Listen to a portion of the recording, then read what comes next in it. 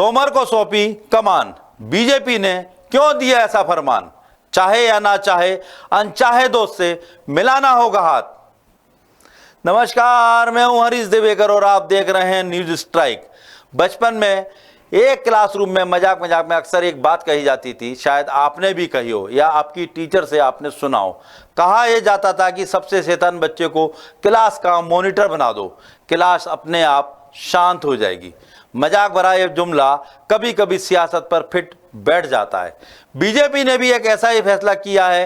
हालांकि इस कॉन्टेस्ट में शैतान शब्द पूरी तरह मुफीद नहीं है, लेकिन यह तो कहा ही जा सकता है कि बीजेपी ने जिस नेता को मध्य प्रदेश की कमान सौंपी, उसके लिए पार्टी के अंदर ही मौजूद अपने कट्टर प्रतिद्वंदी से हाथ मिलाना मजबूरी बन गया है। कट्टर प्रतिद्वंदी की मजबूरी यह है कि वो उस हाथ को खाली नहीं लौटा सकता। पहले दोनों नेता अंदर ही अंदर एक दूसरे की खिलाफत कर रहे थे।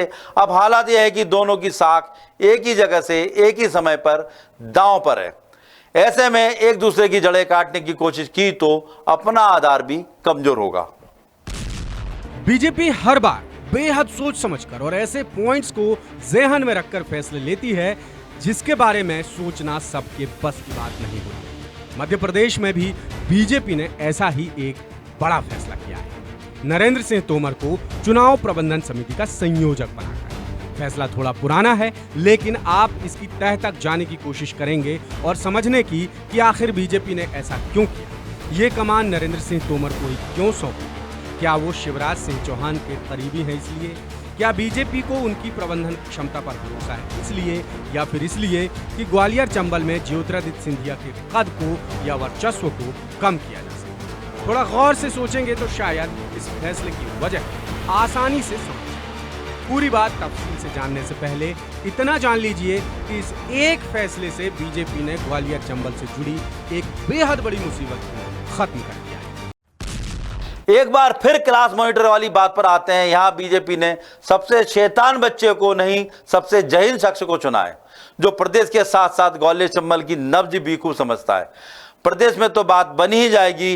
ग्वालियर चंबल में जो हालात पूरी तरह खराब हो रहे थे वो भी ठीक हो जाएंगे, क्योंकि अब तोमर की मजबूरी है सिंधिया को साथ लेकर चलना, और सिंधिया की मजबूरी है कि तोमर की खिलाफत में हद से ना गुजरना। इस अंचल से बीजेपी वही नतीजे चाहती है जो 2013 के चुनाव तक उसे मिले। 2018 में हाल बुरे रहे और अब बदतर नजर आ रहे हैं। दो छत्रपों की लड़ाई में ग्वालियर चंबल में बड़ा नुकसान नजर आ रहा था, लेकिन अब हालात बदलना लाजमी है।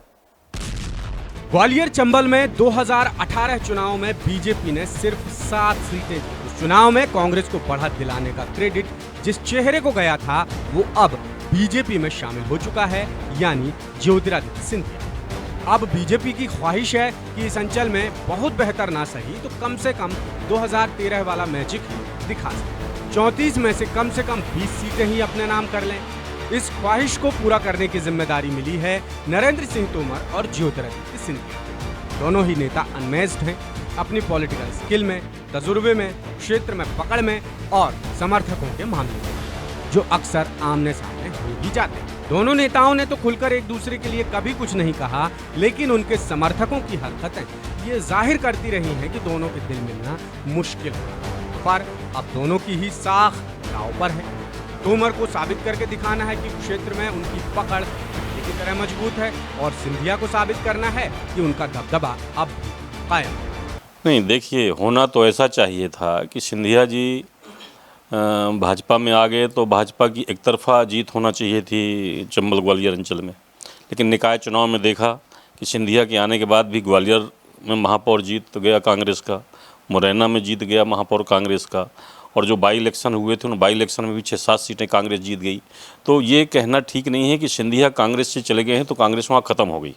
अब वहाँ नई स्थिति निर्मित हो गई है। वहाँ भाजपा के नरेंद्र सिंह तोमर बड़े नेता हैं, सिंधिया कांग्रेस के नेता थे, वो भी भाजपा में पहुँच गए। दोनों के अपने अपने समर्थक हैं, दोनों के समर्थक नेता हैं, उनके बीच में अब सामंजस्य नहीं बैठ पा रहा है। तो मुझे लगता है इसका नुकसान भाजपा को उठाना पड़ सकता है।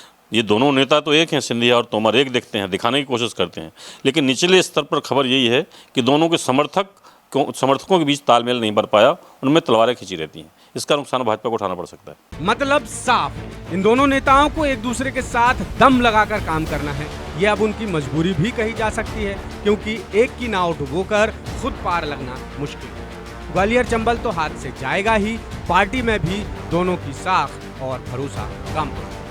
वैसे भी दोनों भले ही बड़े सूरमा हों, लेकिन अपने ही क्षेत्र में उन्हें बड़ी चुनौतियों का सामना जरूर करना पड़ सकता है। अब दोनों की क्या चुनौतियां होंगी, उस पर भी जरा नजर डालें। दोनों को अपने अपने समर्थकों को काबू में रखना है। कार्यकर्ताओं में जो गहरी नाराजगी है, उसे भी मिटाना है। सिंधिया के आने से नाराज पुराने नेताओं को शांत करना है। इसके अलावा अलग अलग तबकों और समाजों को फिर से पार्टी से यानी बीजेपी से जोड़ना। अब इन दोनों नेताओं के पुराने तजुर्बे और पकड़ को देखकर कहा जा सकता है कि ये काम इनके लिए ज्यादा मुश्किल नहीं। देखिए, पहले तो ये बात पूरी तरह से गलत है कि उन दोनों में कोई बनती नहीं थी। भारतीय जनता पार्टी ये कांग्रेस नहीं है जहाँ सिर्फ फुटबॉल है, गुटबाजी, अंतरकला। यहाँ एकजुटता से काम होता है, समन्वय से काम होता है। एकजुट है, साथ में कार्यक्रमों में रोज सहभागिता करते हैं, एक दूसरे के साथ जाते हैं, एक दूसरे के साथ संवाद होता है, एक दूसरे के साथ बैठकों में बैठते हैं और समन्वय से काम होता है, सामूहिक नेतृत्व भावना से काम होता है। इसलिए मध्य प्रदेश के अंदर जिस नेता को जो जवाबदारी दी जाएगी वो ईमानदारी से उसका निर्वहन करेगा, एकजुटता से काम करेगा, समन्वय से काम करेगा और ग्वालियर चंबल भी इस बार जीत का रिकॉर्ड बनाएगा। लेकिन हालात इशारा करते हैं कि दोनों की डगर बेहद मुश्किल है। सबसे बड़ा चैलेंज तो एक साथ मिलकर काम करना है, उसके बाद चुनौतियों से निपटना है, जो बहुत गहरी पैठ बना चुकी है। मेयर चुनाव में ग्वालियर की सीट हारने के बाद दोनों के बीच खाई और साफ नजर आने लगी है, जिसका असर ग्वालियर चंबल पर पड़ना लाजिमी है। अब नरेंद्र सिंह तोमर को मिली नई जिम्मेदारी जाहिर तौर पर ग्वालियर चंबल में कुछ नए समीकरण जरूर बनाएगी। इसी से जुड़ा आज का हमारा सवाल है, क्या नरेंद्र सिंह तोमर के साथ मिलकर चलना अब ज्योतिरादित्य सिंधिया की मजबूरी है? आपके पास 3 ऑप्शन हैं, हाँ, नहीं, पता नहीं।